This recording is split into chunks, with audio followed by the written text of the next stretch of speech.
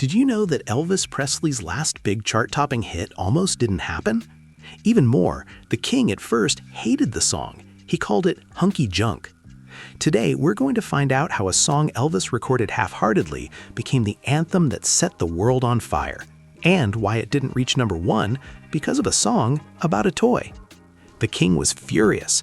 In the studio, he threw the papers into the air and shouted, "This is noisy junk." No one at RCA Studio C believed that the man who changed the world was about to discard the song that would become his last great war cry. Elvis Presley didn't want to record Burning Love.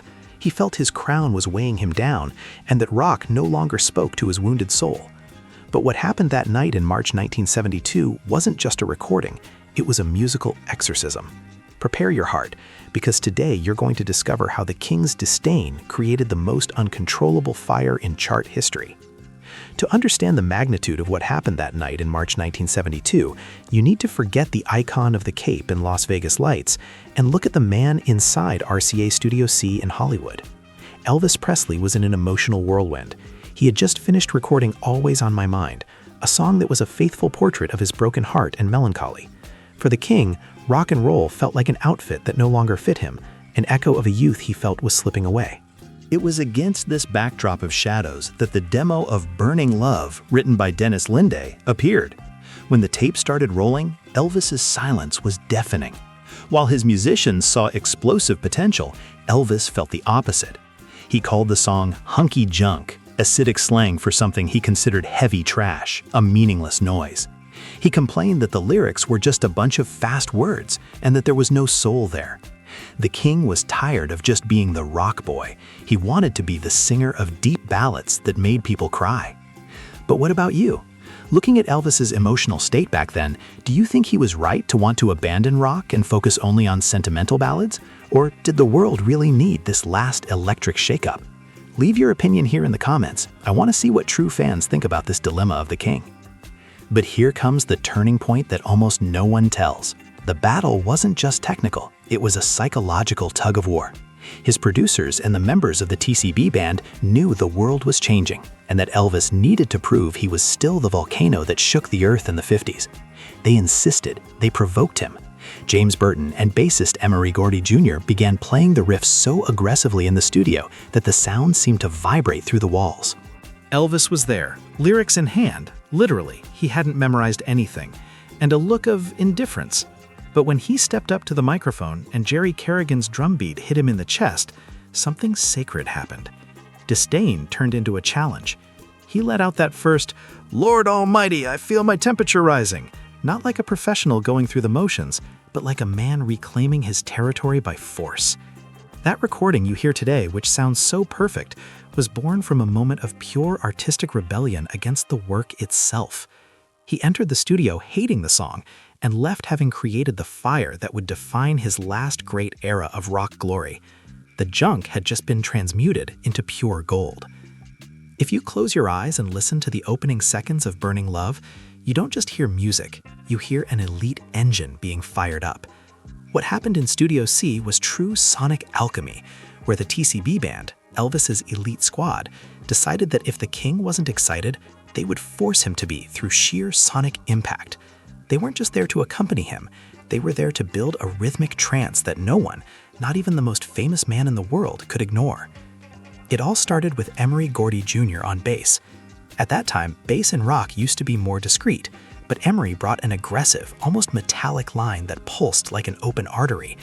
He wasn't just marking time, he was challenging Elvis. That bass sound was so modern and forward-leaning that it pulled the song out of country ballad territory and threw it straight into the heart of 70s rock. It was a sound that demanded a physical response, and Elvis, who was leaning in a corner of the studio, began to feel that vibration rising from the floor. And then came the element that became the song's definitive signature, the legendary cowbell. It was a brilliant and almost instinctive idea from drummer Jerry Kerrigan. He felt the beat needed something raw, something that sounded like an engine hitting the rhythm of a racing heart. That constant clink, clink, clink wasn't just a detail, it was the metronome of the trance. Along with Kerrigan's heavy drumming, the cowbell created an urgency that actually made the temperature in the studio rise. It was the sound of a smoky garage, raw and visceral, something Elvis hadn't experienced with such intensity in years. To complete this explosive formula, we had the surgical precision of James Burton on guitar. Burton didn't use over-the-top effects, he used a clean but biting tone that dueled with Elvis's voice. Every guitar note sounded like a whip crack. The band was playing with such ferocity that the studio seemed too small for them. The result of this combination was what producers call a hypnotic groove. Elvis, who walked into the room holding a piece of paper with the lyrics because he hadn't bothered to memorize them, was gradually captured by this wave. He began to move, to smile, and to put an energy into his voice that wasn't in the original plans. The TCB band created the perfect environment, a sonic trance so powerful that it transformed an ordinary recording session into one of the greatest demonstrations of rock and roll power. They didn't just play a song, they built the pedestal of fire where the king would climb to reclaim his throne one last time. When Burning Love was released in August 1972, the music world witnessed something many believed was impossible. The Memphis volcano was erupting again, stronger than ever. The song climbed the charts like an uncontrollable wildfire, becoming Elvis's biggest hit since Suspicious Minds. On the radio, on TV, and in record shop windows, Elvis Presley's name shone with the intensity of his youth. But what should have been a triumphant return to the absolute top of the world turned into one of the most bitter and unbelievable ironies in rock history. Imagine the frustration of the fans and the King's own staff when Burning Love stalled at number 2 on the Billboard Hot 100. Elvis was just one step away from his 19th world number 1, a record that would solidify his eternal sovereignty. But the throne was stolen in a bizarre way. The one responsible for blocking the king was none other than the master Chuck Berry, with a satirical, comedic, and even childish song called My Ding-a-ling. It was a shock to the industry. Elvis's greatest rock anthem of the 70s, a masterpiece of technique and energy, lost the top spot to a song about a toy. This historical injustice is still a reason for heated debates among collectors and music historians today. In your opinion, was this the biggest robbery in music chart history? Do you think Billboard made a mistake by giving the top spot to a comedy song while the king was pouring his soul into Burning Love? Write down below, justice for Elvis, or if you think Chuck Berry deserved that moment. But if the charts were unfair, history took care of settling the score. The true legacy of Burning Love wasn't written in numbers, but in images and sound. In 1973, during the historic Aloha from Hawaii special, the world saw the final transformation. That man who, months earlier, was reading lyrics from a scrap of paper in the studio was now standing before over 1 billion people. Wearing the legendary American Eagle jumpsuit, Elvis wasn't just singing the song, he was dominating it. He transformed that initial doubt into a performance of pure physical and vocal power. That night, under the lights of Hawaii, Burning Love stopped being just a radio hit and became the definitive anthem of Elvis's artistic resistance. Looking back, we understand that this song was the last great rock and roll beacon in Elvis's career before he dove deep into his dramatic ballad phase and the exhausting routine of Las Vegas performances.